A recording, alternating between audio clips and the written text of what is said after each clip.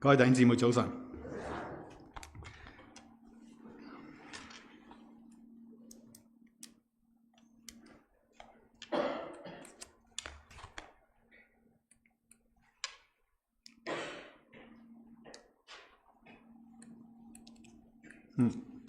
可能要 AV room 幫手。OK， 唔該晒。謹代表國際差傳協會同大家係問安。咁啊，亦都係多謝鄧牧師嗰個邀請。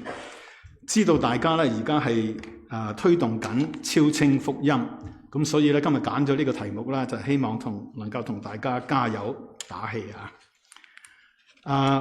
咁第一樣嘢咧，首先當然係要知道呢一段經文係講啲咩嘢啦。得2節，咁但係咧就係講有4樣嘢嘅。首先咧就第一就係有道門，呢個係嗰個嘅入口。嗰個門咧就有2個嘅選擇，可以係窄嘅或者係闊嘅。跟住入咗去之後咧就有一條路嗰個窄門咧就有一條小路，闊嗰個門咧就有一條大嘅路。呢個係嗰個嘅過程。第3樣咧就係嗰個引導去邊度啦，係嗰個嘅終點嗰個結果。嗰個小路咧就係引導去係永生，但係嗰個大路咧就引導去滅亡。最尾就係講嗰啲路上有嗰啲人，小路好少人，大路就好多人。因為呢個咧係關乎到係生死關頭，好緊要好緊要嘅，所以咧我哋一定要小心睇清睇楚，千祈唔好入錯門，行錯路啊！咁OK。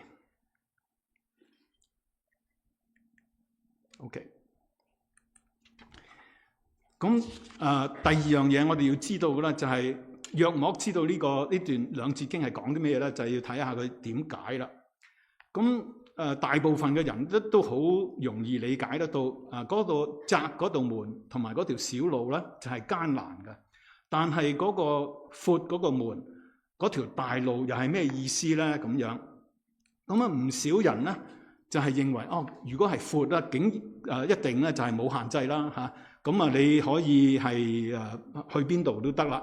咁你任你點都得，任意而行，你中意點就點，冇王管嘅。你甚至放縱自己都可以，咁樣先至可以吸引到好多人揀嗰條大路啊嘛。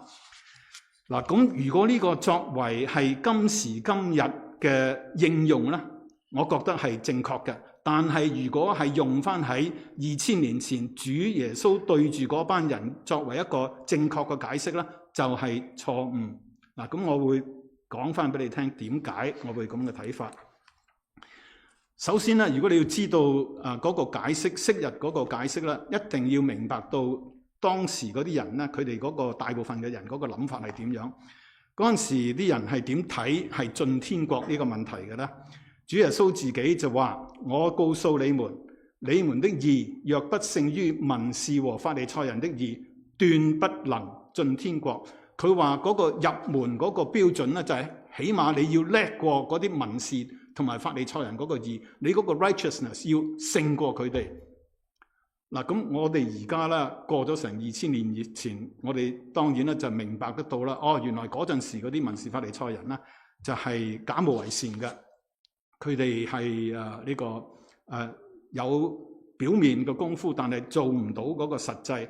但係嗰陣時嗰啲人係咪咁睇咧？唔係喎，嗰陣時嗰啲人咧睇得佢哋嗰個地位啦，因為佢哋係宗教領袖，地位非常非常之高嘅。馬太第23章第2節，主自己咁樣係講嘅，佢話文士和法利賽人坐在摩西的位上，佢哋咧就係當正自己係摩西嗰個承繼人，佢咧就坐摩西嗰個位。摩西嗰個地位喺猶太人嗰個眼裏邊係高定低啊？非常非常之高，係佢哋嗰個民族英雄嚟嘅，帶佢哋係出埃及嘅，高度咧就係好似佢哋嗰個開國祖先以撒啊、雅各啊嗰個高度係嗰個地位嘅。咁所以咧，如果佢哋諗住咧跟住文士同埋法利賽人咧，冇死噶啦，一定入到天國噶啦。但係點知主耶穌就係偏偏話唔係，你要係叻過佢哋。咁佢哋究竟嗰陣時係嗰啲人點解睇得佢哋嗰個咁高咧？咁樣我哋如果睇路加福音第18章一個法利賽人同埋稅吏嗰個譬喻咧，我哋會明白少少嘅。咁啊喺嗰度就係嗰個譬喻咧，就講有一個法利賽人同埋一個稅吏，一個收稅嘅啦，就係去個聖殿嗰度嚟到係祈禱。嗰個法利賽人咧就係吟吟沉沉自言自語咁樣嚟到講。第11節佢就話：我不像別人勒索、不義、奸淫。佢話我唔似得晒其餘嗰啲人啦，應該就指住後邊嗰個稅吏啦，就話做埋晒所有嗰啲冇陰德嗰啲衰嘢，乜嘢壞事都做晒。佢話我1個禮拜禁食2次，凡我所得的都捐上1/10。嗱，我再問下在座咁多弟兄姊妹啦，你哋有幾多個係每個禮拜禁食2次㗎？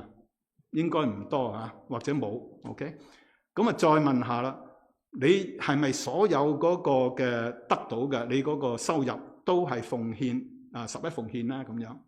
嗱，福音派嘅基督徒嗰個調查咧做過嘅。嗰個答案唔係好即係好好睇嘅啫。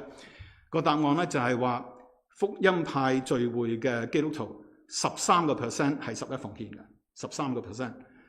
仲有咧係多過一半嘅基督徒，佢哋嗰個奉獻咧係佢哋個入息嘅1% 或者以下。嗱，咁樣比起呢個法利賽人咧，睇起上嚟咧，佢嗰個生活方式咧，完全唔係放縱自己嘅，可以講話從人嗰個角度嚟到睇啦，水準係非常非常之高，但係偏偏神就話唔得，佢哋唔合格。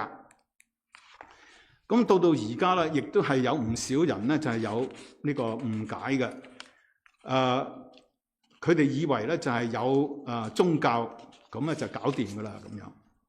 咁有啲新朋友嚟到教會嗰陣時咧，我哋咧就係同佢傳福音啦。咁有啲人咧就會話翻俾我哋聽我已經受咗浸噶啦咁樣。嗰個意思即係話咧，我已經得救噶啦，你唔使同我講噶。咁或者有啲人咧就係話我已經係某某教會嘅會友嚟噶啦。言下之意咧，亦都係我已經有咗天堂入境證噶啦。不如你同第二個講啦暖下個肚啦，慳翻啖氣啦咁樣。咁但係真正嗰個嘅測試係乜嘢咧？咁樣唔係我哋曾經喺個佈道會嗰度嚟到舉個手，唔係或者我哋參加主日崇拜，唔係受咗浸或者係成為會友。主耶穌基督自己喺約翰福音第8章31、32節係咁講：耶穌對信他的猶太人說：你們若常常遵守我的道，就真是我的門徒。你們要曉得真理，真理必叫你們得以自由。留意耶穌係對信咗佢嗰啲猶太人講，唔係話唔信嗰啲。佢有冇講話你已經信咗啦？得噶啦，咁樣搞掂晒噶啦，你就咁就 OK 噶啦，咁樣冇喎。佢反為咧就同佢講話：你哋要常常遵守我的道，事事常常我教你神嗰個吩咐，你要遵行，你要做。咁樣先證明到你係真真正正係我嗰個門徒。如果唔係嘅話，你只不過係一個掛名基督徒，你係有名無實嘅。咁所以咧，如果話係放縱自己嗰個生活方式啦，喺昔日咧，完全我覺得解唔通。咁但係點解我又話用喺而家作為一個應用？21世紀可以咧咁樣，咁要睇埋咧而家啲人對上天堂進天國嗰個睇法係點樣啦？咁喺呢個2014年2、3月之間，11年前有一間嘅調查公司叫做 Lifeway Research 生命之道，佢咧就訪問過3000個美國成年人，咁問佢好多關於天堂地獄嘅問題。咁我冇時間同大家啦嚟到睇晒佢所有嘅問題啦，你只不過係留意中間用紅筆我圈住嗰個問其中一個問題，就係問係咪好多條路可以上天堂嘅咧？咁樣，咁我翻嚟嗰個結果咧就係差唔多一半，有45% 啲人咧就話好多條路可以上天堂嘅。咁再分析一下嗰啲受訪問嗰啲人嗰個宗教背景。如果佢係天主教背景嘅咧，2/3嘅人話好多條路可以上天堂，連係呢個主流基督教嘅教會參加聚會嘅咧，都多過一半。乜嘢係主流基督教教會咧？咁樣喺美國咧就係 Episcopal Church， 相當於加拿大嘅聖公會或者係聯合教會、路德會等等。咁最奇妙嘅咧就係竟然咧福音派 Evangelicals 都有係2成嘅人咧就話好多條路係可以上天堂㗎。我睇咗呢嗰個回應之後咧，我覺得係驚訝。呢啲教會究竟教佢去佢哋聚會嗰啲人教佢啲乜嘢咧？咁樣，咁你或者心裏邊諗，你話哇，11年前呢啲數據舊一啲嘅，有冇啲新啲嘅咧？有 ，OK。4年前啦嚇，喺2021年9月，3-4年前啦，有另外一間公司叫做 Pew Research， 佢就問過一個咁嘅問題，佢話非基督嘅宗教係咪可以上天堂咧？咁樣，乜嘢叫非基督嘅宗教咧？即係唔講耶穌基督噶啦，例如係佛教啊、回教啊、猶太教啊、印度教啊等等。咁嗰個翻嚟嗰個答案咧，都係差唔多。係有60%嘅天主教背景嘅人咧話非基督嘅宗教一樣可以上天堂，仍然主流基督教嘅咧係多過一半，甚至係福音派都係有1/5。咁呢個同聖經嗰個教咧就係啱啱係背道而馳，相反嘅。可以講啦，話一般人嗰個腦海裏邊咧就係話實在乜都得噶啦。你信乜嘢唔緊要嘅，只要你係有啲誠心、有啲信心，咁就已經得噶啦。咁樣嗱，咁呢個咧就係同我哋啲親身經歷過嘅係類似嘅。咁好多時咧，當啲福音隊去探弟兄姊妹嗰個親朋戚友、隔離鄰舍嗰陣時咧，唔少人咧就會話翻俾佢哋聽。佢話所有宗教都係殊路同歸，都係一樣嘅啫，都係導人向善嘅啫。咁所以咧，你唔緊要嘅，你信邊個教都 OK 嘅，只要你係誠心，咁就足夠啦。因為佢哋話到頭來，我哋都係信同一個神嘅啫嘛，只不過咧唔同宗教咧就係稱呼佢唔同嘅名啫嘛，係咪？咁呢一個咁嘅諗法咧，實在喺度似翻。中國成語嗰個瞎子摸象咁樣喎，有一班盲嘅人，佢從來未見過一隻大笨象，唔知道佢係點樣嘅，咁靠觸摸啦，咁有啲就係摸嗰個身，就係話好似一埲牆咁嘅，有啲就摸嗰隻腳，咁咧就係話好似一支柱咁嘅，有啲係摸一條尾，就好似條繩咁樣嘅，咁但係到頭來都係得同一隻大笨象啫，係咪？咁亦都係有啲人咧就同我哋講，佢話條條大路通羅馬，都係殊路同歸。西人咧就係信耶穌，我哋係中國人咧，我哋信培薩嘅，所以唔緊要㗎，只要係你求其信就得㗎啦，差唔多嘅啫咁樣。嗱，咁你點樣回應咧？嗱，我未將我自己嗰個回應同大家分享嗰陣時咧，我同你再睇多2個數據啊。第一個咧就係頭先講過嗰個 Pew Research 做嘅，咁咧佢就係問一條問題，就話唔信神可唔可以上天堂 ？OK， 無神論嗰啲，咁翻嚟嗰個答案啦，仍然都係有40%美國嘅成年人就回答唔信神都可以上天堂，仍然都係2/3嘅天主教背景，多過一半嘅主流基督教。換句話嚟到講啦，你唔需要神嘅，唔使神你都可以搞掂嘅。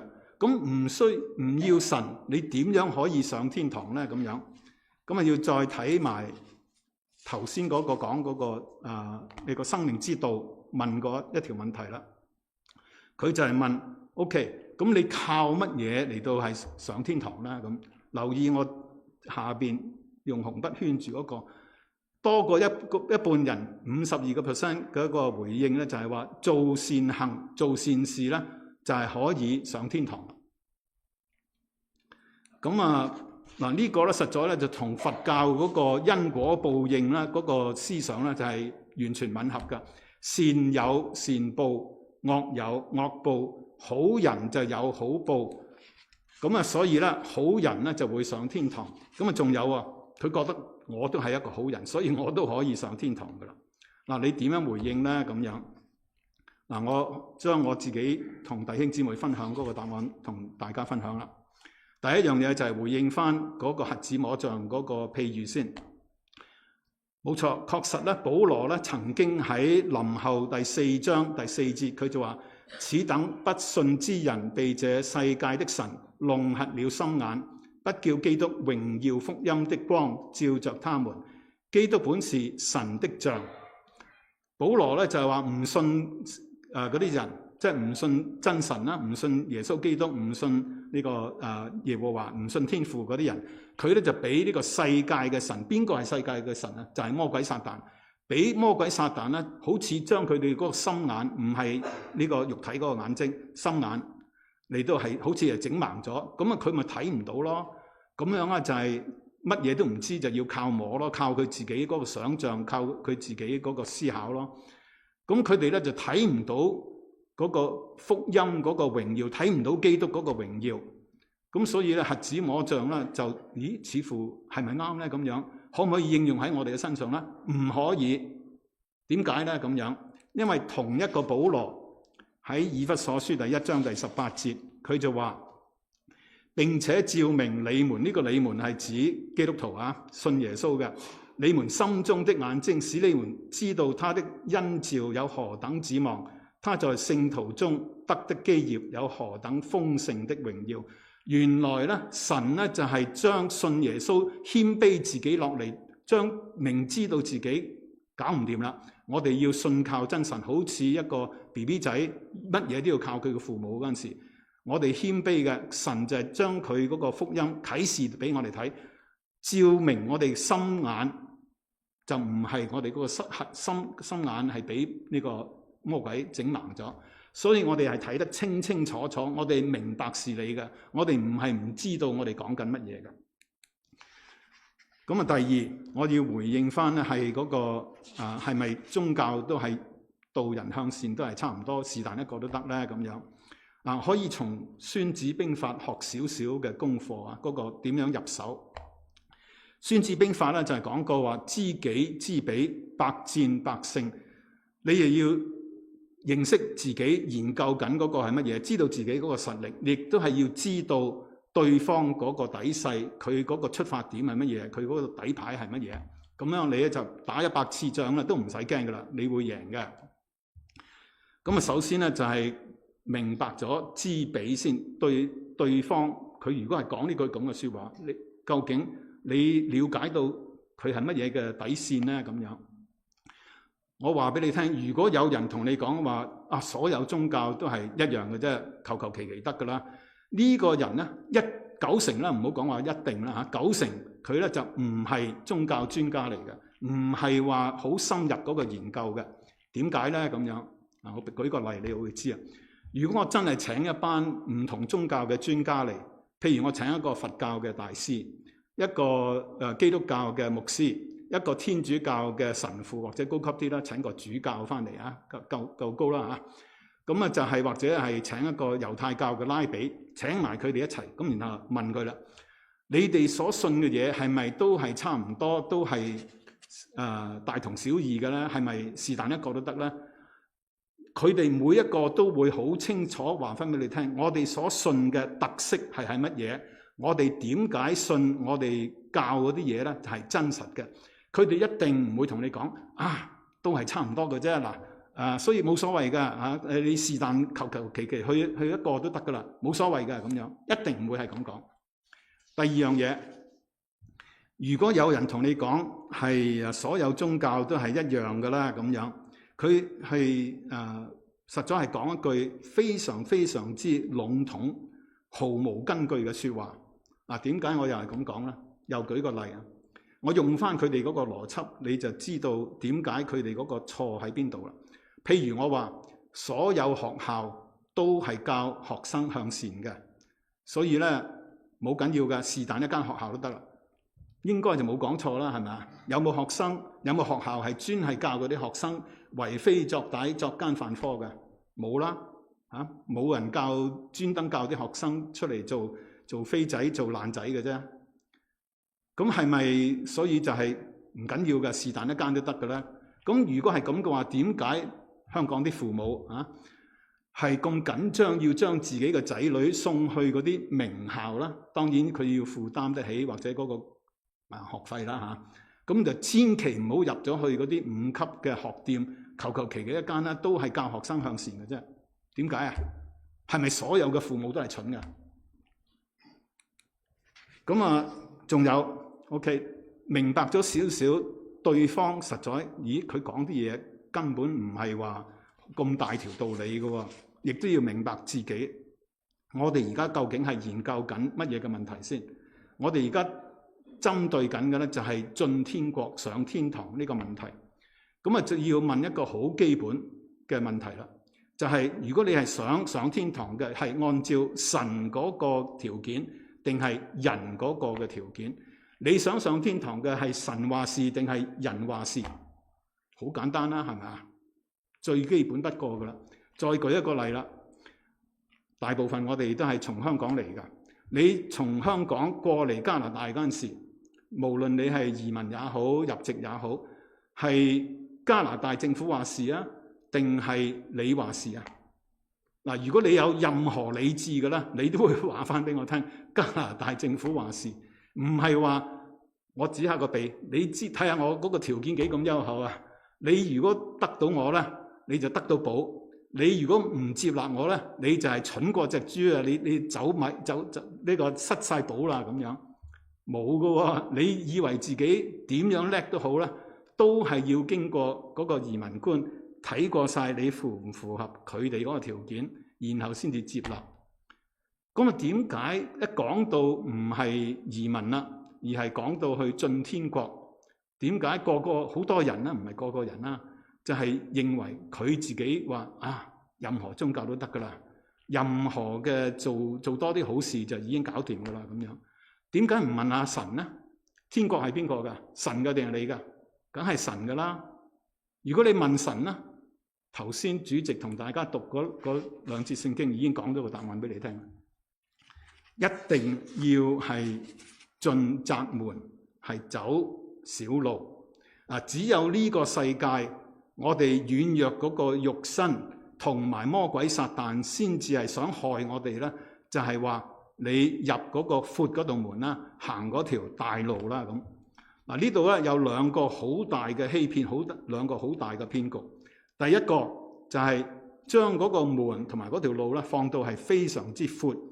任何宗教，就算你冇信仰、冇神論都得噶啦咁樣。第二個欺騙就係將神嗰個要求降到好低，將人可以做到嘅嘢提升到好高，咁咪合格咯。我即管同大家用少少時間嚟到咧，就係分析下呢兩個嘅騙局啊。第一個騙局頭先講咧就係話所有宗教都係差唔多嘅啫。所以唔係一定要信耶穌嘅咁樣，咁唔少嘅唔信嘅朋友啦，都覺得話如果係一樣嘅，咁真係似層層嘅，咁使乜一定要信耶穌啫？求其咪得咯咁樣。咁但係咧，任何嘅嘢啦，嗰個關鍵喺邊度啊？就唔係喺嗰個大字標題表面嗰啲嘢，而係喺嗰個細節嗰度啊。如果你係做生意嘅，你同人哋簽合約嘅話，係咪淨係睇佢賣廣告嗰陣時平靚正咁話好嘢啊咁樣？咁你就係即刻買啦？唔係噶嘛，你要睇埋嗰個合約，佢講嗰個條件係乜嘢，佢嗰個要求係乜嘢，然後先至係作準嘅。喺表面上咧，似乎咧就係真係唔同嘅宗教嗰個道德標準嗰個要求咧，就係相似嘅喎。個個都係話你要做好人，要做多啲好事，要有愛心。咁中國嘅孔子佢儒家思想都有咁講，佢話己所不欲，勿施於人啊嘛，係咪啊？識啦，我哋咁啊，呢一個咪同聖經裏邊主耶穌教嘅，你想人哋點樣待你，你就點樣待人，係咪差唔多？只不過咧，孔子咧就係從消極嗰度入手，主耶穌咧就係從積極嚟到入手，但係都係差唔多啫嚇，側側膊算啦咁樣。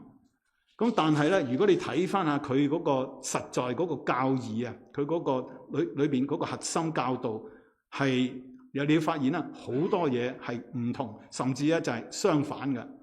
嗱，舉兩個例啊，咁啊唔好你即係唔好以為我淨係空口講白話。兩個例，第一個就係嗰個神觀 concept of God， 究竟唔同嘅宗教信嗰個嘅神係乜嘢嘅，嗰個本質係乜嘢嘅啦？咁樣係點樣嘅啦？嗱，譬如印度教啦，就係多神論嚟嘅 polytheist， 好多個神嘅，千千百百咁多個神，大笨象又係神，牛又可以神，似翻咧中國嗰個民間信仰咧就係滿天神佛嘅。咁啊，但係咧，你去到回教同埋呢個猶太教咧，一神論得一個真神嘅啫。但係回教嗰個阿拉同埋係印度呢個猶太教所講嘅耶和華真神唔係同埋一個嚟嘅喎，兩個唔同嘅喎。咁啊，基督徒都係信一神一個真神，但係我哋亦都係相信咧，呢個真神裏邊係三位一體嘅，父子聖靈。點可以一樣咧？有啲好多個神，有啲係得一個神。第二個例呢個更加緊要啦，就係救贖嗰個問題。點樣先至可以係進到天國、上到天堂？嗱，呢度咧，我可以籠統啲啦，因為佢哋確實係咁樣嘅。所有宗教，我講其餘嘅宗教啦，主要啊佢嗰個方式咧，就係你要係靠你嗰個善行嚇。譬如佛教就教你放下屠刀，立地成佛。你盡量係修練自己啦。嗰啲好嘅嘢你就做多啲，唔好嗰啲嘢你就戒咗佢。咁啊就終歸有一日咧，你就會係嗰啲罪孽咧就係消除晒。咁啊你可以去到西方極樂世界噶啦。咁如果一世人唔夠時間，仍然都係好多衰嘢喺度，點樣咧？咁啊，佢亦都有嗰個民間思想咧，就係話唔緊要啊，可以輪迴嘅噃，可以走多幾個 round 做多幾次，咁啊，終歸就有時間可以抵消晒咯，咁樣。咁啊，始終嚟到講咧，都係靠自力，靠你自己嗰個修行，靠你自己點樣攻克己心嚟到係靠自己得着自力。但係偏偏基督徒就唔係講自力。唯一個你出邊稱呼嘅所謂宗教就係話唔係自力，係他力。邊個他？神，嗰個他係指神，要靠神嗰個力量。因為基督徒發現根本我哋靠自己力量做唔到啊！我一陣會再講多啲。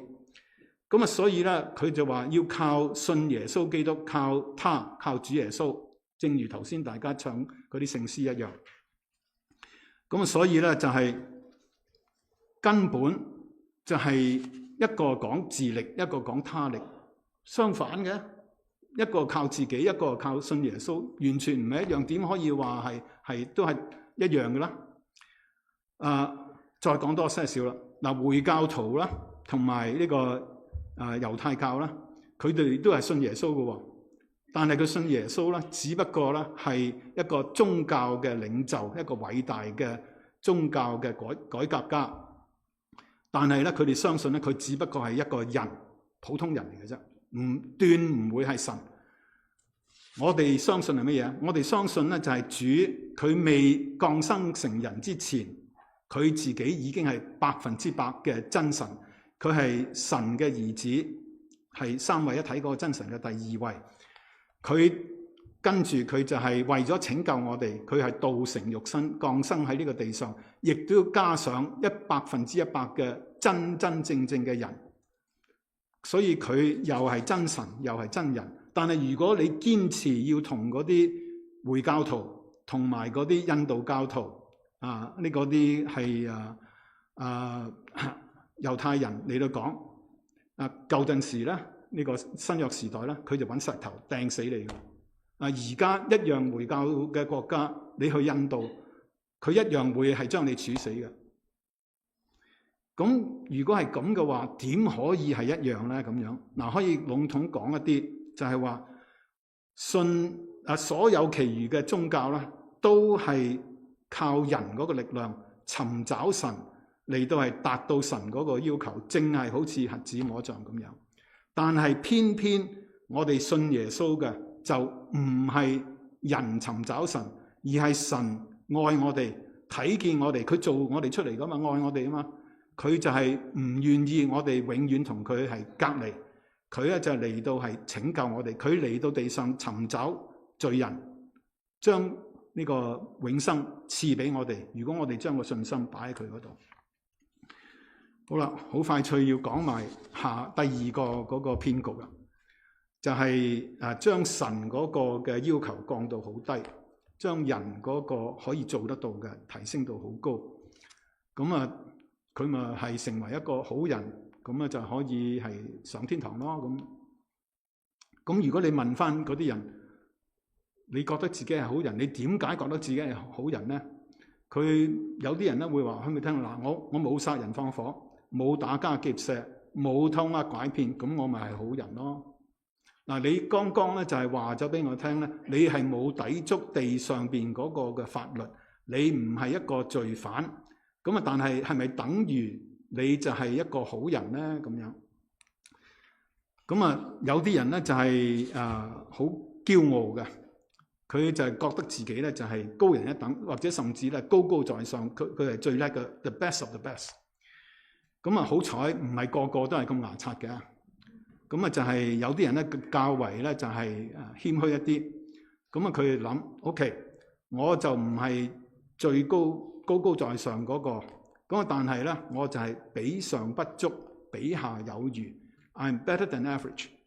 咁樣係咪已經足夠成為一個好人啦？咁樣嗱，我哋即管咧就係同大家做少少嘅測試啊，用翻10誡裏邊後邊嗰5誡，你唔需要話俾我聽，你pass 咗幾多條啊？你自己心裏邊計算一下，我好快脆同你睇下。第一個測試就係、由尾睇翻上頭啦，你自細到而家，至到而家幾廿歲人啦，有冇係貪心過？有冇睇見人哋得到嗰啲嘢？無論佢間屋啊，佢個車係大嘅，你咧就眼紅人哋啦。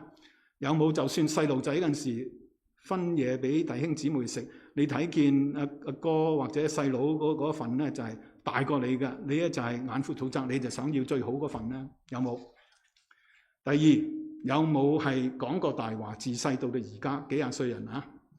咁呢個咧就係包括咧係白色嘅大話，係明明咧佢都唔係咁叻嘅，你就擦下鞋啦嚇，奉承下佢嚇，俾佢開心下啦。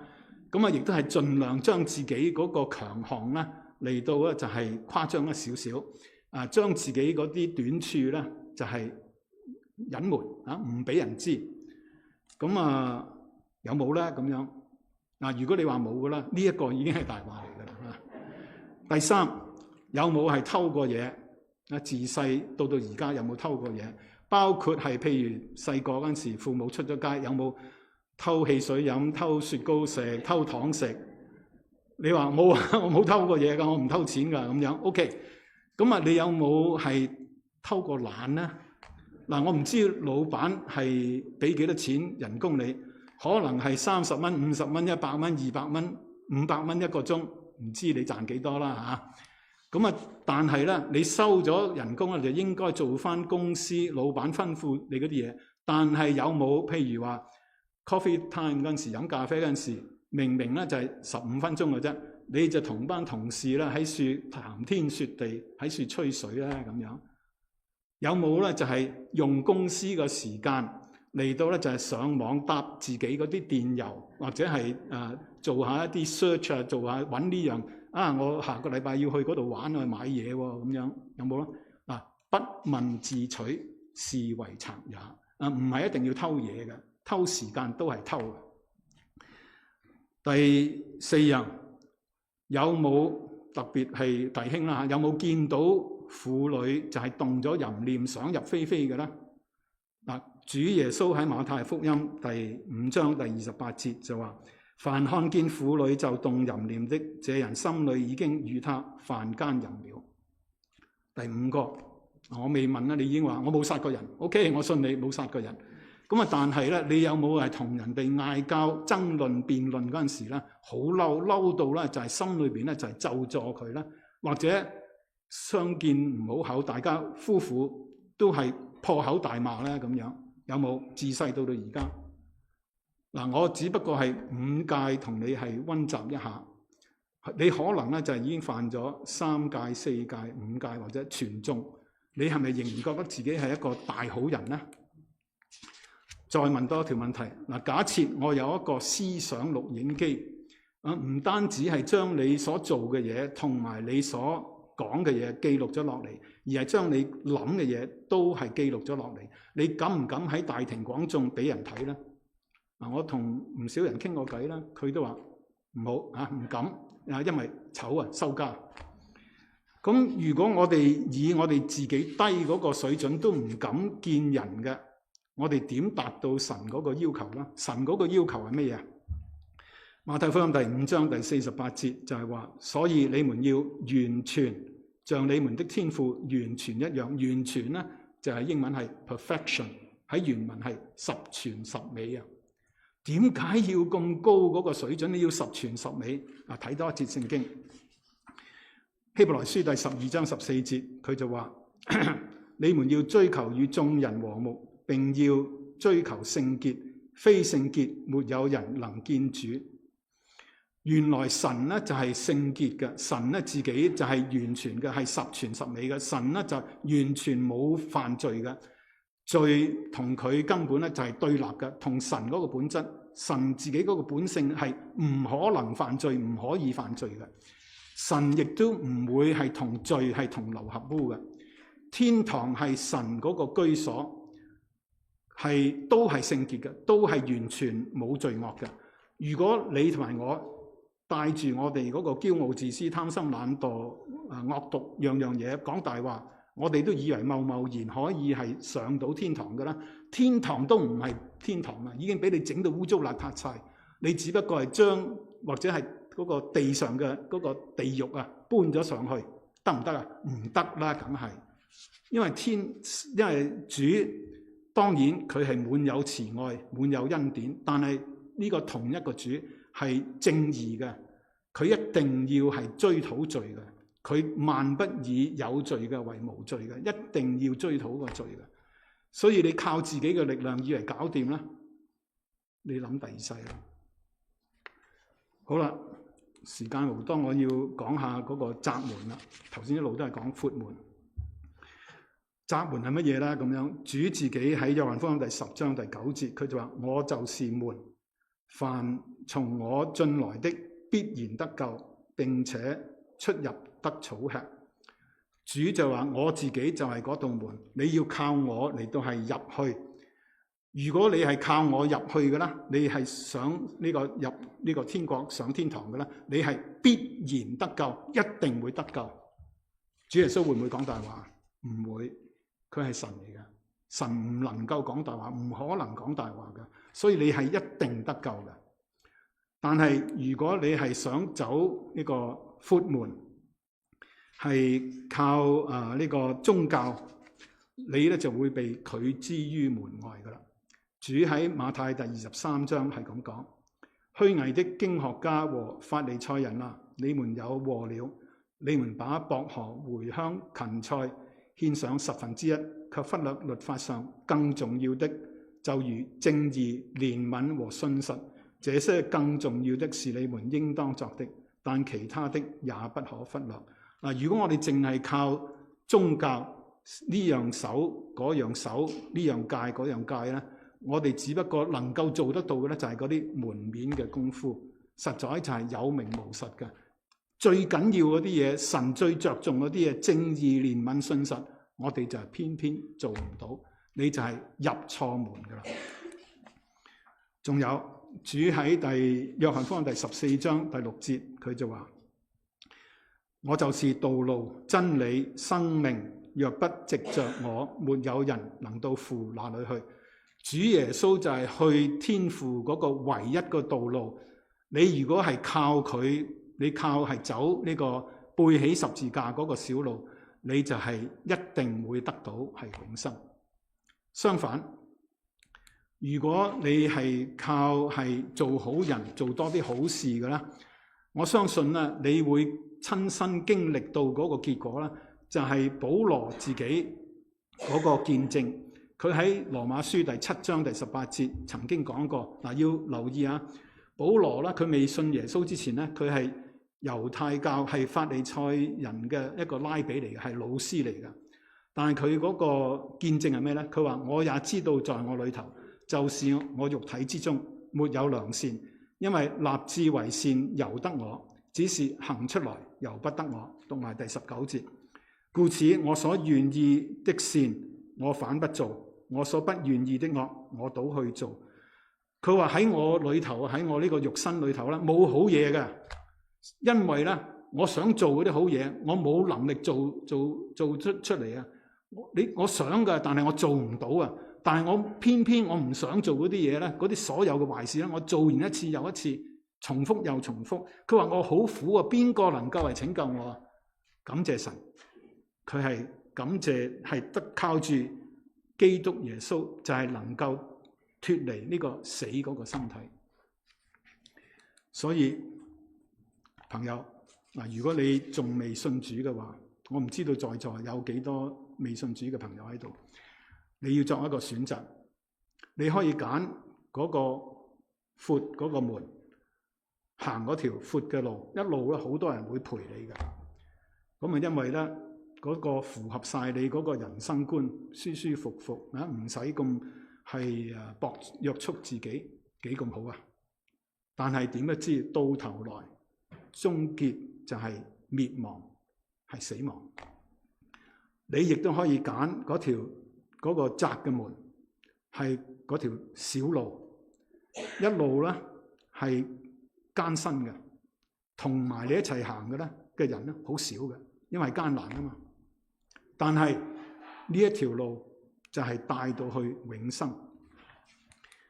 最尾一張 slide 啦，嗰個挑戰就係你係進窄門啦，定係揀嗰個闊門啦？嗱，至於我和我家，我哋一家人啦，已經係選擇咗入咗去嗰個窄門。我哋而家仍然都係行緊嗰條小路啊！神已經係將嗰個兒女作神兒女嗰個名分俾咗我哋㗎。我哋已經有永生嘅開始。我哋係等第時離開呢個世界嗰陣時，我哋可以見到主面。你呢？嗱，我只能夠係勸你。我只能夠話俾清清楚楚話俾你聽，嗰兩條路嗰個結局係乜嘢？但係嗰個生命係你自己嘅，只有你先至能夠做呢個決定。唔好再猶豫啦！呢度在座好多嘅弟兄姊妹，經過係呢個透過奇樂小組啊，或者係呢個超清福音啊，同你分享嘅，佢哋唔係你嘅。你有唔清楚唔明白嘅，問翻佢哋啦。我希望你今日就係能夠係清清楚楚決志進呢個窄門，信呢個耶穌基督。我哋低頭同心禱告。真係主，我哋獻上感謝同埋讚美。我哋多謝主，你係唔嫌棄我哋，將永生係賜俾我哋，係請我哋能夠係做你嗰個兒女。但係我哋亦都係感謝你俾一個任務我哋，就係叫我哋將呢個美好嘅福音能夠係使萬人得救嘅，係嗰個大好嘅福音，叫我哋係傳出去，請更加多嘅人能夠認識到你，請我哋唔再係一個瞎眼嘅，請我哋睇見一個開眼嘅，能夠係睇見嗰個幾咁榮耀、幾咁光榮嘅呢個嗰個盼望。主啊，幫助在座嘅朋友，你開咗佢哋嗰個心眼，請佢哋睇得清清楚楚，作一個智慧嗰個選擇，賜永生俾佢哋。多謝你聽我哋嘅禱告，奉救主耶穌基督得勝嘅名求，阿門。